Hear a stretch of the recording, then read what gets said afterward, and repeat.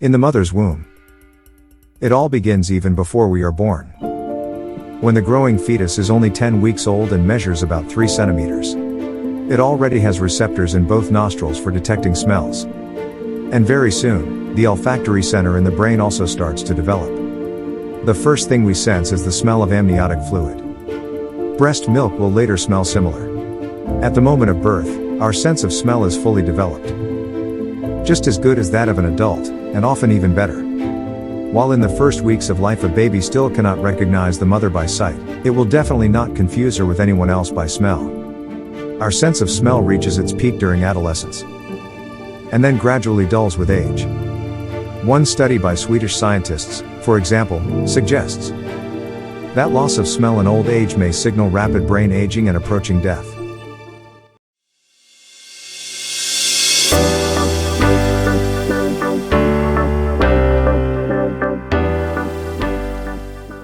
Why is it that we can smell?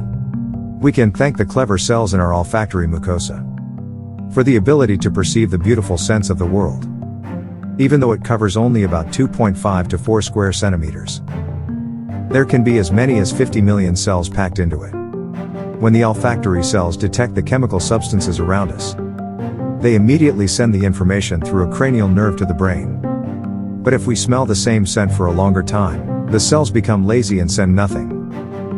That's why we often get used to a persistent odor and don't register it at all. And can olfactory cells become permanently exhausted? No worries, unlike the cells of other senses, they are constantly renewed. Their complete replacement takes place in 30 to 60 days.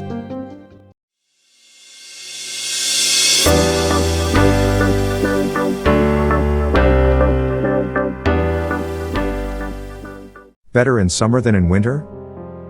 Can you smell how beautifully the summer air smells? In summer and spring, our sense of smell is generally much stronger than in winter and autumn. It's not because our nose works better, but because the air humidity is higher during the warmer parts of the year. Humid air is heavy and captures more scent molecules.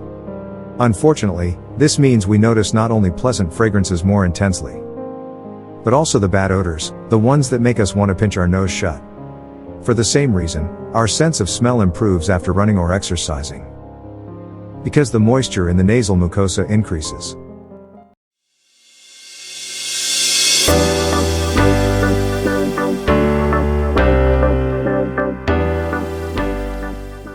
Women outperform men. Something smells strange here.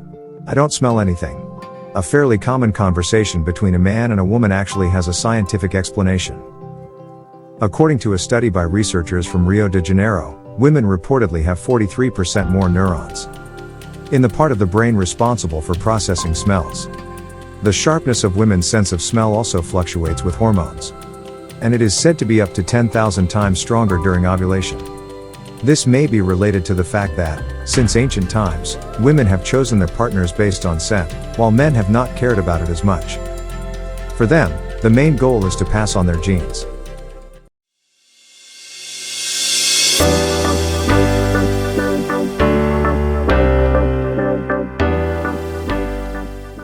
What does it reveal about us? Take a sniff, and I'll tell you where you're from.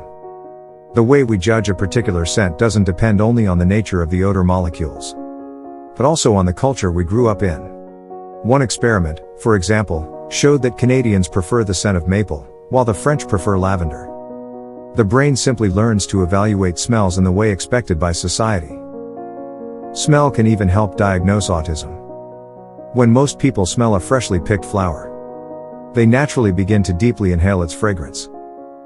An autistic person doesn't do that. They sniff the same way all the time, as if they didn't smell anything. Why does everything suddenly smell bad to you? Maybe because you're stressed.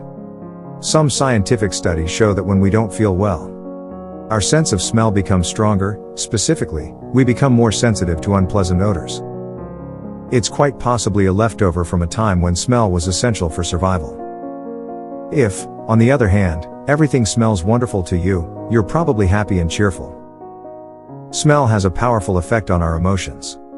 The scent of chocolate, luxurious perfume, or freshly baked bread can boost your mood in an instant. Can't stand a scent that everyone else seems to love?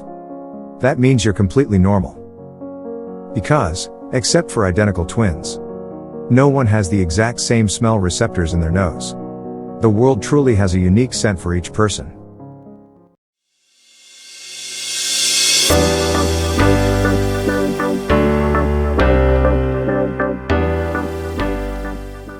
It can be trained? We're no match for dogs when it comes to smell, there's no doubt about that. They have about 40 times more olfactory cells. And it's often said that their nose is up to 1,000,000 times more sensitive than ours. Still, we humans are no slouches compared to animals. Our nose can distinguish at least 50,000 scents. Some scientists even estimate up to 1,000,000,000 scents, and many of them stay stored in our memory. For example, a team from the University of California, Berkeley, proved through experiments years ago that humans can be just as good at tracking as dogs. Scent trails, like those of chocolate or gasoline, are hidden in the grass, and blindfolded volunteers, with ears plugged and wearing thick gloves, are tasked with finding the path using only their sense of smell. Most of them succeed. Although slower than dogs, they improve with training.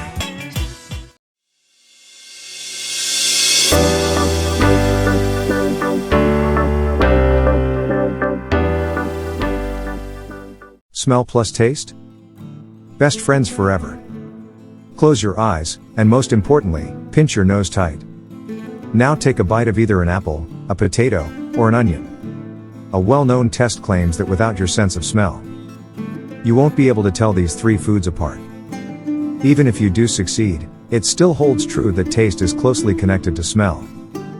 Odor molecules often travel all the way to the taste buds, which is why we can often tell from the smell whether we're going to like the taste of something or not.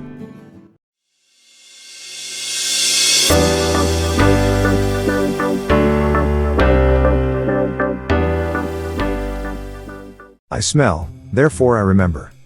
What comes to your mind when you smell modeling clay or wax crayons? According to several surveys, at least 80% of people remember their childhood. Smell is very good at triggering memories, especially those that carry emotions, and scientists think they know why. Signals from our olfactory receptors are processed by a part of the brain called the olfactory bulb. And this part is directly connected to the amygdala, which is responsible for processing emotions, and the hippocampus, which is linked to memory. These brain areas are much more active when we perceive a scent or odor than when we process a visual stimulus.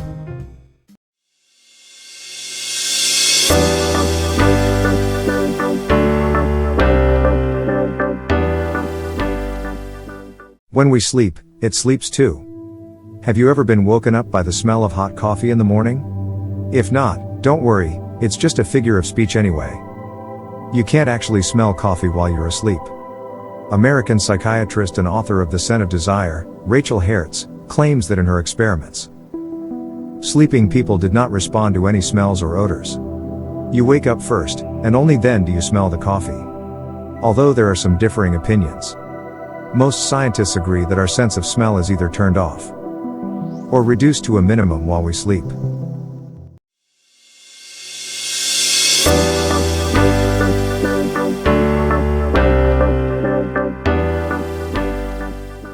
And what if it doesn't work? If your sense of smell works well, appreciate it. It's definitely not something to take for granted.